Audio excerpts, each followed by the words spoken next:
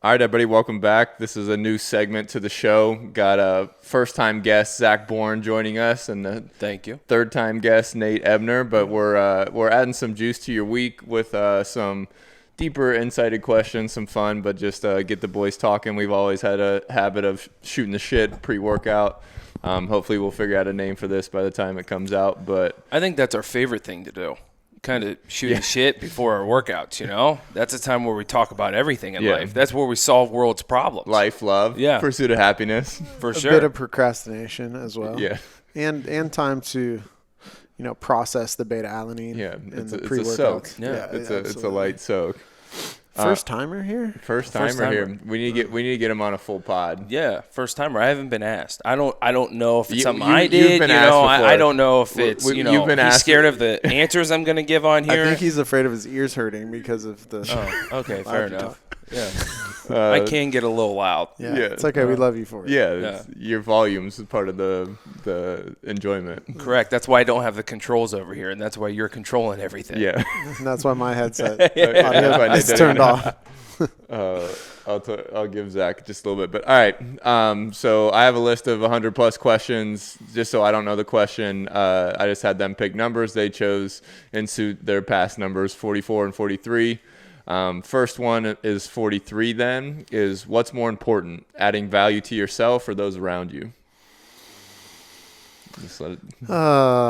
I think those go hand in hand. In my opinion, you can add value to others. If you don't add value to yourself, it's gonna kind of like what are you bringing to the table? But at the same time, if you just focus on yourself, you don't bring people with you. What type of leadership is that? So for me, I think they go hand in hand. Ultimately, big picture speaking, I think it depends on what you're trying to do, right? Like if you're trying to build a team or go far, what do they say? If you're trying to go fast, go alone. Trying to go far, go together. Yeah. Like if you're trying to build something big, I think adding value to others, is going to help the big picture a lot more than just yourself. But it depends on what you're trying to do. Yeah, I think it's a 50-50 split too. Like you can't pour from an empty cup. Like if you can't do your job, like you're not going to add value to the team either. Yeah. Like you can try and you Right. can't try and save everybody. We just have such good metaphors. Yeah.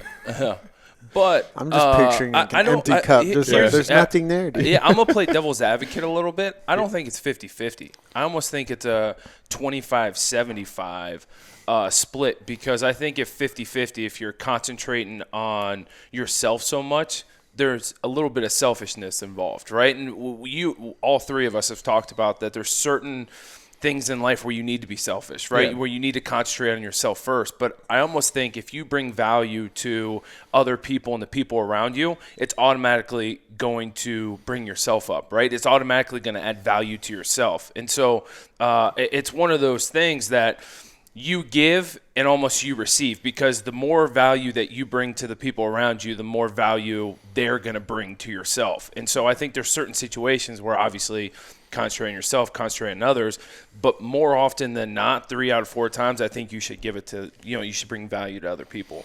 I get that concept where it's like a rising tide lifts all ships. So like if you're Correct. lifting everybody, like it's built in. I also agree that more often than not, you probably are better off lifting others with you. But I think about like the wolf pack, and if the head dog ain't out there leading the way, I mean, what good, But imagine a wolf pack. Imagine especially if you're in a position, if you take that question from a position of leadership, like the leader needs to lead by example, lead with energy, lead with a multitude of things, and it's like they need to keep building themselves so that everyone comes with them. So I think it's a twofold one, but I would agree kind of overall you need to bring people along with you, and you can go a lot further with, bringing a lot of people on than just yourself. I agree, but it goes back to lead wolf, right? If the lead wolf is constantly concentrating on himself and trying to elevate himself, soon he's going to be a wolf pack of one. He's going to be a lone wolf because he's going to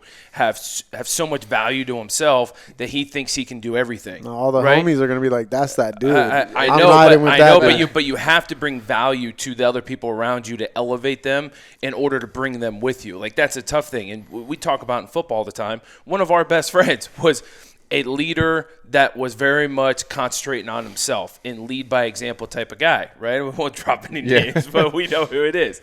And listen, you should know. Yeah. I didn't register that. I was thinking I love this guy, and he's a very successful player, great at what he did. But I would almost beg to differ that from a leader standpoint, he did everything he was supposed to do, but wasn't the guy that would elevate people around him. I would argue that he did it a different way than you would lead.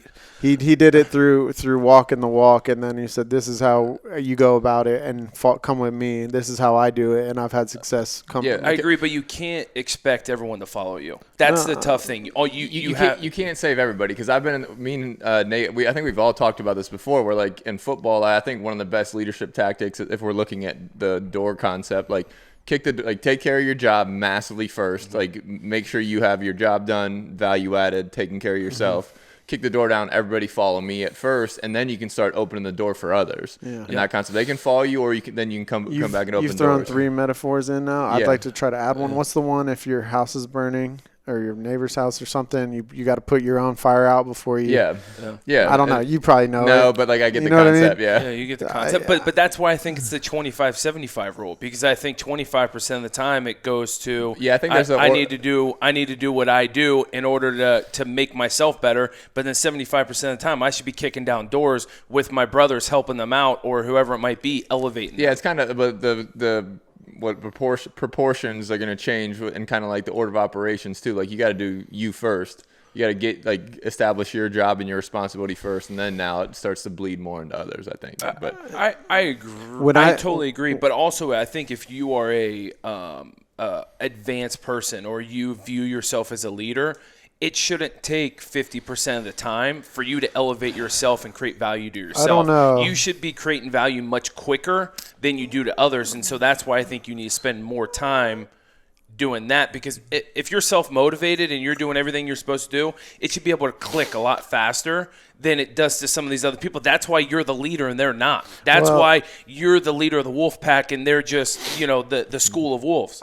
When I look at it from an elite standpoint, right, like from my experiences from professional football, when you look at like a Bill Belichick, his role would be to bring people together, right, to get other people going. But then when I look at the dudes actually doing it, the ones on the field, and I look at like Tom, that dude took care of his house first, and he showed up every day, and he led by example, and he did his stuff. And it was kind of like, this is, if I'm in a room full of elite people, like when we lift weights, you don't need to hold my hand. Yeah. Bring your juice, and you bring your energy, and I'm going to follow you. And, when I don't have the juice, Zach's playing Celine Dion. That's all I needed. Yeah. You know what I mean? And he's doing him, and I feed off of that. And I don't know. I think there's a lot of give and take. I think it depends on the scenario, and I think it's a great first question. Yeah, boom. But we got time limit so we can get through questions. Zach's like, I'm right. 75. No, I just had one more. We'll give you the last line. I just had one more. Yeah, we'll give you the last line. I agree with you, but I think the NFL is very different. I look at this question as more as a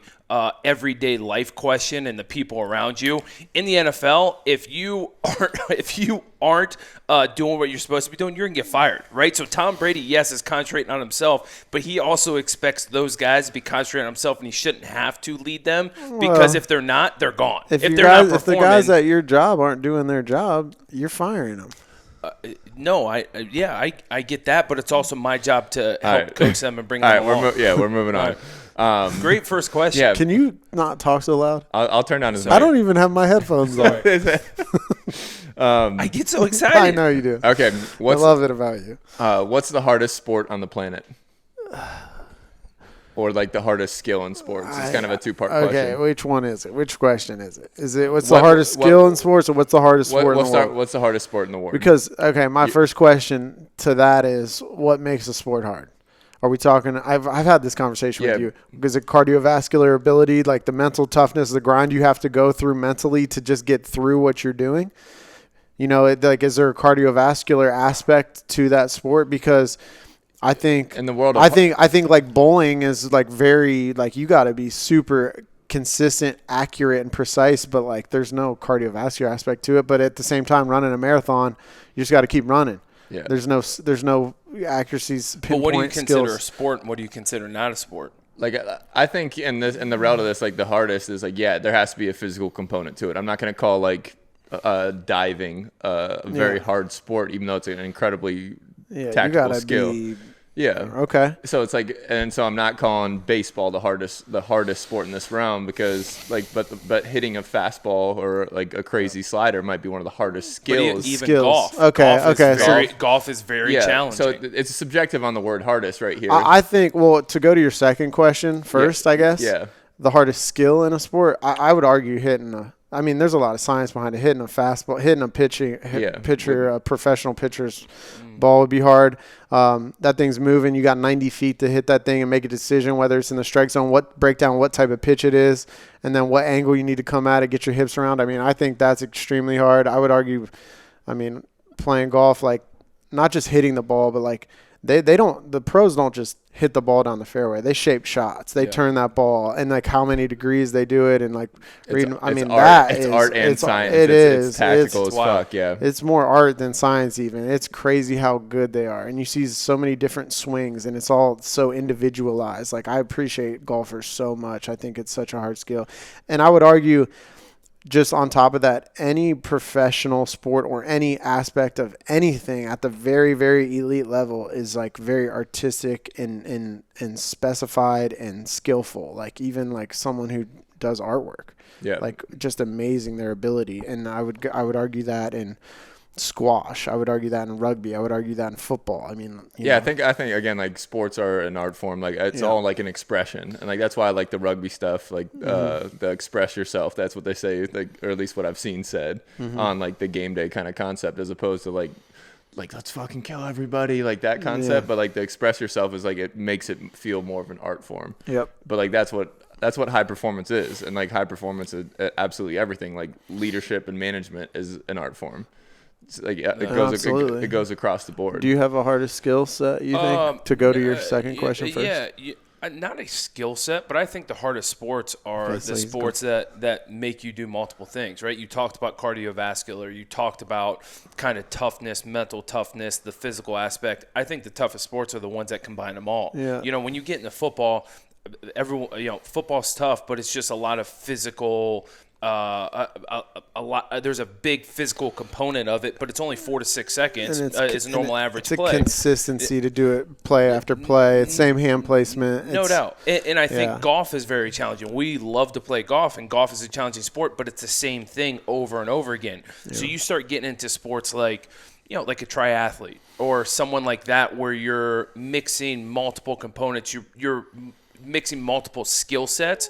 That's what I think makes it difficult, because they have to do different things all within the same round. On that, for me, I'm going to say rugby, just because the cardiovascular aspect of that game is through the roof. Like, it puts football to shame. I mean, even people talk about soccer, but it's the same running. You look at the data on that, same running, or even more sometimes in soccer, but you're tackling and you're adding anaerobic. There's like a fight aspect in it, and then I think you're playing defense. You got to tackle one-up tackles too. Not all 11 of us are trying to tackle the ball carrier. You got to be a good one-on-one tackler. You got to get in the breakdowns. You don't get to just run the ball. You got to tackle. You got to run the ball. You got to get in breakdowns. You got to be able to pass. You got to be able to catch. You got to be able to read defenses. You got to be able to read, offenses. Like, it's totally encompassing sport. And for me, I would argue that rugby is probably one of the most difficult sports. Yeah, I'm going to argue for MMA, UFC fighting. I think that's a massive art form, because everybody brings a different strength, and then you have to protect your weaknesses. Like, it's super such a cardio too. But you got to be violent at the same time. Yeah, you have to be calm in the chaos. You have to, again, control your breathing. You got to play that whole game. But but you can be so dominant at one thing, whether it's a jiu-jitsu or a Muay Thai or whatever. That's like that can defend your weaknesses, or like you can keep away. Like, it just, I think that merges tactical, but it's also more of a flow like rugby, as opposed to like a stop and go like a golf or a football. Yeah. So you don't get to call timeout and say, okay, this is what they're doing. We're gonna adjust this way. It's like, bro, you're in the fight. Yeah, you get a minute in between 5 minutes. Your coach is in your headset telling you what play to run. You know what I mean? Like, you got to handle your business on your own. So I would agree. Those are all tough. I've never played rugby. Obviously, never fought in a cage, and those are all tough. But it goes back to triathletes, right? They have to swim, they have to bike, they have to run. And so I've never done that either, but what you guys are saying is still only one sport. You're still running and tackling. You're still, fighting. triathletes got to swim, which is in water, which is completely different than a cyclist and what they're doing on a bike and, being able to ride and do those different things and race while on a bike. And then you also have to run. And so they're mixing almost 3 different sports into one. And so it goes back to, yes, both of those sports are difficult, but I'm going to argue that an athlete that has to combine 3 sports into one just for their sport is challenging, especially I'd say jiu-jitsu, boxing, Muay Thai, wrestling, grappling. And my point to that, I would agree. And I would say tackling and running the ball are 2 different skill sets in rugby. My thing with the triathlete thing is totally difficult physically, but at the same time, where's the skill set involved? Where's the precision and the accuracy, like striking somebody like pinpoint on their chin? Like you don't have that in the triathlete. You just got to grind. Not to say it's not hard. I mean, shit, it's definitely. But no, that's a good question. All right. You got 2 new numbers. 2. Okay. What life lesson did you learn the hard way? Yeah. What life lesson did you have to learn the hard way? Oh, mine I know for sure is when kind of my football career came to an end, because I know, and I spent a lot of time with you then, is that it's tough when you love something and it's taken away from you before you're ready to give it up. And so, I knew at that point physically my body wasn't keeping up when mentally I was crystal clear and I was still there. And so that was the hardest thing, of being able to understand the concept of something that you love so much and mentally you're there and you can do it, but physically your body can't keep up with you. That's tough, right? And you go through so many different challenges because then your mind starts to go, because you think your mind should match your body, and it's just hard to get out of that rut. And I think from my standpoint, by far, that was the hardest life lesson I've ever had. Yeah, I mean, I'm kind of in that right now. Yeah, we've talked a bunch about that, where it's like you're not your body, your human experience is not your body, But that's all we've done our whole lives, and I'm kind of in that right now. I mean, luckily I played as long as I did in the league, but since I was 15 or 16, I was on the national team. I'm 33 now, and all I've done is play sports, and it's hard to wake up every day not ready to set my body on fire, and just you don't have to. No, it's not. There's other stuff to do, but it's another version of health and peak performance. Right. Yeah. So for me to answer that, I think for me, if you know my story, the obvious answer is losing my dad. But in the same regard as what you just said, when you love something and you have to give it up before you're ready to, but that was a relationship that I had, and I had to learn that the hard way because I wasn't ready to lose him when I did. But I mean, it's the exact same thing. You gotta just figure it out and go on. And I'd say that was, for me, easily. Yeah, that's awesome. Yeah, I mean, you guys all know this, but one of my hardest lessons was to stop being an idiot and going out and getting drunk. Was me getting jumped by the bouncers. Mm-hmm. So that was just a massive lesson, where it's at what point do you have to keep drinking where you're out of control? And at that point, I vowed to never be out of control again. So always be in control of your state, always drink responsible, that kind of concept, where it's that was a lesson that I was too immature to understand, and I got it fucking shoved down my throat. Yeah, you did. Yeah. So the hard way. Yeah. Good questions. Side question, where'd you come up with these? So I went through a bunch of deep question lists, and then we used to do some of these. So I probably got 15 or 20 of these from the old coffee buzzes on Mindstrong, but I went down some rabbit holes on some of these to unbear some guns. But you got to pick another number. You don't want to pick a number? Yeah, I'll go 24. Okay. I like it. Let's hear it. I appreciate being included in Ooh, what is the meaning of peace to you? Ooh, if I'm being honest, I don't like the word peace. I consider I don't because to me, when people say peace, I think of happiness, right? So what does happiness mean to me is the way I kind of phrase that question.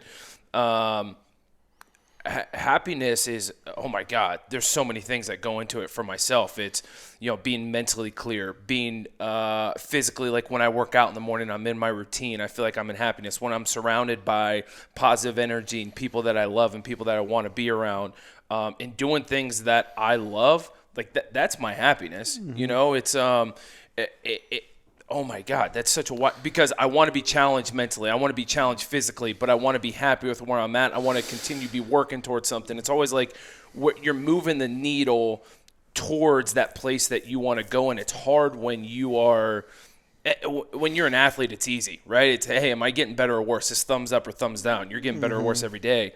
In the real world, though, it's, am I in my routine? Am I doing things the right way? Am I setting a good example for the people around me? Am I surrounded by good people?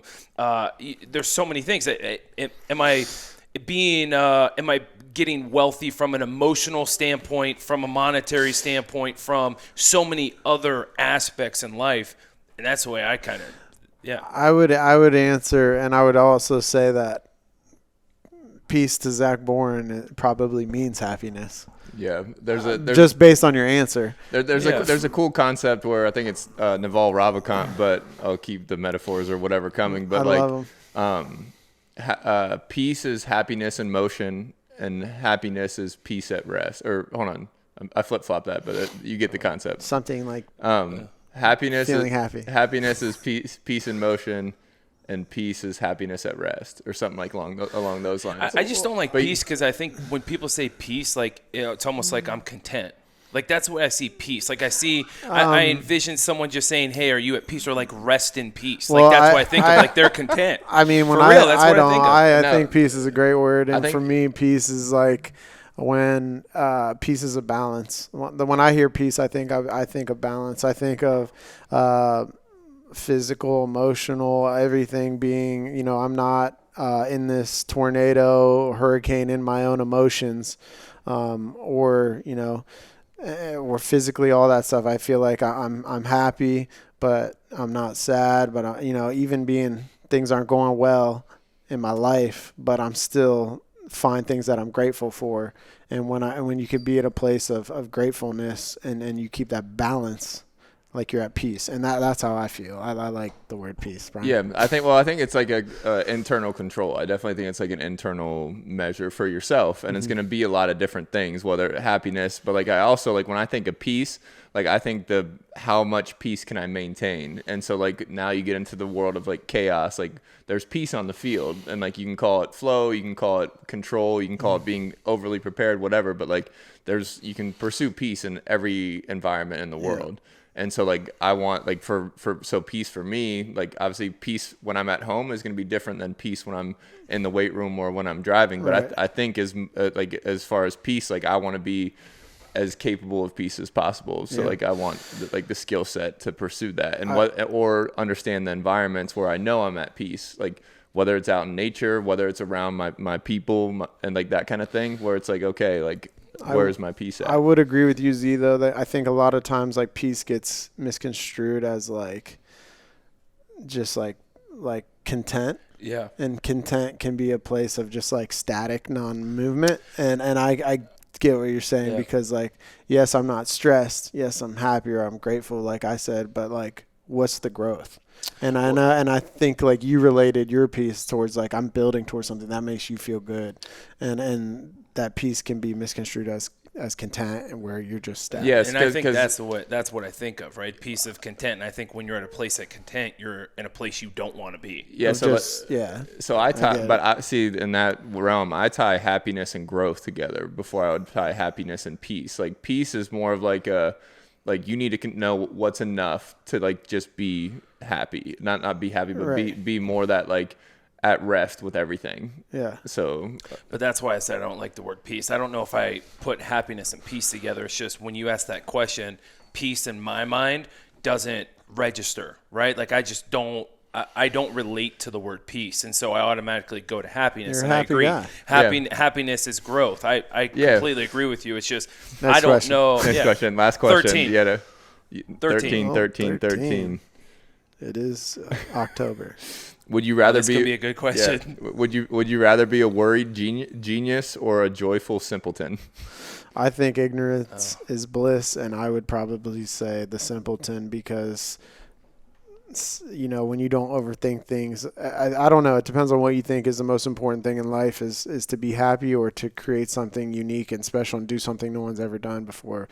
But, you wonder what beasts like Einstein and those guys wrestled with in their minds, but they were capable of amazing things that no other humans were, and it's so special. But like, what did that do to their inner turmoil? Whereas I think of just the simpleton who's just so happy with the littlest things, and there's a lesson to be learned from both, but just the gratefulness that comes with being someone who doesn't overthink things. They're grateful, and I think we could all take a lesson in that. And if that's closer to presence, because like if you're this incredible genius, you're thinking out far ahead, you're solving problems, you're trying to change the world, whatever it ends up being. Yeah, there's big problems that you can't find answers to, and it bothers you so much. And well, it's an infinite game. Like the more you know, the less you know, and it becomes a problem.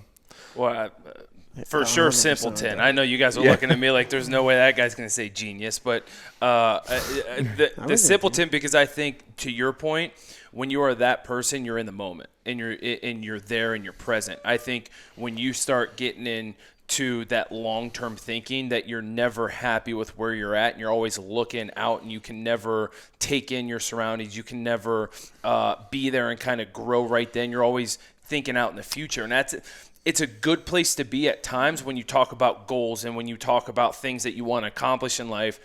But for the most part, it goes back to kind of how we started it. More often than not, you should be in the present. You should be taking everything in. You should, be trying to grow right then and taking full advantage of what you're doing and kind of where you're going. Yeah, one of my favorite kind of spins off of this concept is one of my favorite questions is, if you're so smart, why aren't you happy? Yeah, I think that's just something to think about, because like if you I always think the concept, like that's why I think asking questions in this little segment is fun, because I think there's a Socrates saying where it's like the unexamined life isn't worth living. Right. So it's like you always got to ask questions in your life, and whoever's listening out there, I hope you listen to all these questions and ask them to yourself as well. But I was just going to add to that though. I mean, how special would it be to be that unique person that can think and create things that the majority of human species on this planet can't? And yes, you have this turmoil and stuff, but you're capable of just things no one else is capable of. I mean, that makes you pretty special. That's a life worth living. That's unique. I mean, do you want to be like, everybody else, or do you want to be the unique one that wrestles with things? I don't know. I mean, that's a good question. I also think there's a fine line between those people and when they can turn it off and turn it on and also stay in the moment. And I think the special people are the ones that can do both. Yeah, it's and a so spectrum. If you had to pick one, you'd rather be the person that's in the moment and the simpleton. But the great people, the special people, maybe you start naming some of the greatest inventors of all time.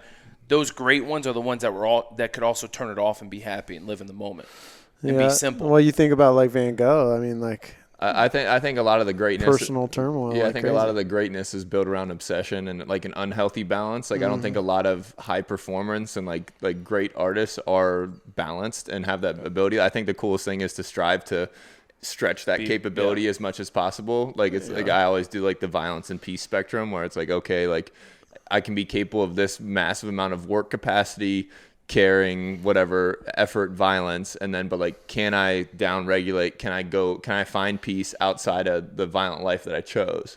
And so, okay, that's like a worthy endeavor, is like, if I am obsessed with something and creating this great piece of art or great piece of changing science, whatever it ends up being, but like, how can I get out of it?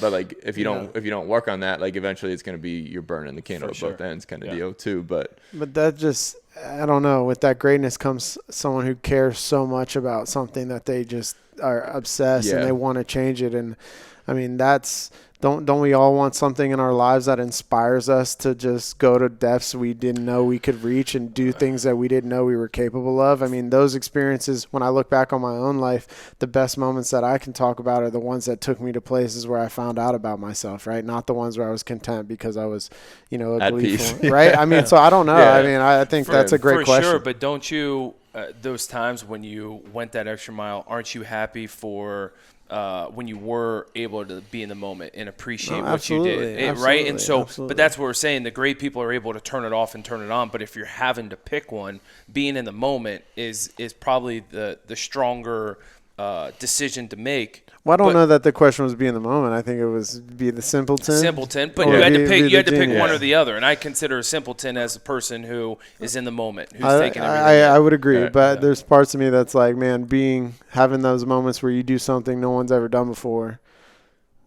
I mean, that's pretty cool too. So I don't know. Tough question. I know, Great but question. like getting to that point and then pursuing another thing Right. along that concept too. You got an ender? You got a finisher? We need a We're finisher. about 20 points. You want to do one more? I think Yeah, we need one- a finisher. we We do always one do more? finishers when we lift Finisher. weights. Yeah. Pick a good one. Pick it. I'll find one of the bold ones. Do you believe in love? That's a Zach There's question. a love one on here somewhere. That is such a Zach question. A couple of these are pretty esoteric. We're not going to answer this one. We'll answer this one another Esoteric. time. God, I love when you talk. With multiple syllables. Talk multiple syllables to me. Okay, if you could ask a question about your future and have it answered, what would it be? Question about your future and have it answered. Are you present or not present? Is this after I'm deceased or? No, like if you could, any question about your future, if you could ask it and have it answered, if you have a genie or if I knew all the answers right now, I could tell you. Ooh. This is so open. Yeah, I mean, this is so open-ended. We should probably get more dialed in. But what's it look like? What is my future? Kind of leave it open-ended. Like that's what I'd want to know because I feel like it can go in so many different directions, right? I just got married, but we talked about this before we got on here. What's going to happen, right? At this point, I'm in love with my wife, but anything can happen, So am I going to be all right? am I going to be all right? Yeah. Am I gonna have kids? What are my kids gonna be like? Am I be a good father? Are there, there's so many things that go on in life, especially with where we're at right now and how much more life there is to live. There's so many questions out there. Well, to take your question extremely literal and just think of like, what's one thing that I could ask, and have answered. My mind kind of went to like, where am I gonna be living in 15 years? Because like if I'm still not here, maybe that meant like something in my life changed. Yeah. Or I don't know. I think about that. Like, how can I get a view into like the course that my life is gonna take? Yeah, I like the ambiguity. Like, I don't want like a certainty answer where it's like, okay, like when am I gonna die? How much money will I have? Yeah, when I'm 45. Yeah, but like when am I gonna? I don't want to know that. Right. Like that would ruin my human experience. Eventually, I'd start fretting like whether the day's coming. Yeah, day's coming. See you, boys. Yeah, that kind of day. Yeah. Was Throw one hell of a party. Was it AM or PM? Shit. Yeah. Actually, I think I got my question now that I think about it. I would ask, how many kids do I have and are they boys or girls? Because I know That's two questions. You want What does my kid situation look like? There you go. Okay. I wrapped it all into one. Okay. Because I think I want to have kids, and I think whether it be boys or girls and how many of each, I think are going to define what my life looks like. I think if I've got a whole bunch of girls, I'm probably going to be traveling all over the world and doing dance competitions and things like that. Whereas if I've got boys, I'm going to be that football coach, and I feel like that intense side of me is going to come out. So I think your kids are a huge defining moment in kind of the way that your life goes. Am I going to be that big ball, wound type ball that we know I can get, right? Being the dad football coach, or am I going to be the super relaxed Papa Bear that is the big dance dad Zach, holding up signs? It sounds like no matter what happens, you're going to be a good dad. But yeah. Am I going to be the flamboyant dad at the dance competition screaming, or am I going to be the football coach yelling? Zach, you're going to be the flamboyant dad screaming no matter what. You can't help it. What's your? Do you have an answer to that? I think it's a time and a place thing. So yeah, I'd go 20 years in the future and ask where am I in 20 years? Yeah, like I'm with that. Just because I don't want to know dollars. I don't want to know death. Yeah. I'm struggling to find another question, another answer that what does that look like? Brian, hopefully that's married with one kid, and you're going back and forth between the wilderness and the city. Yeah, that's I think that's great. That's the tactic. I hope that's your answer. Yes. Carlo hopes that's your answer. Yeah. Shout out Carlo.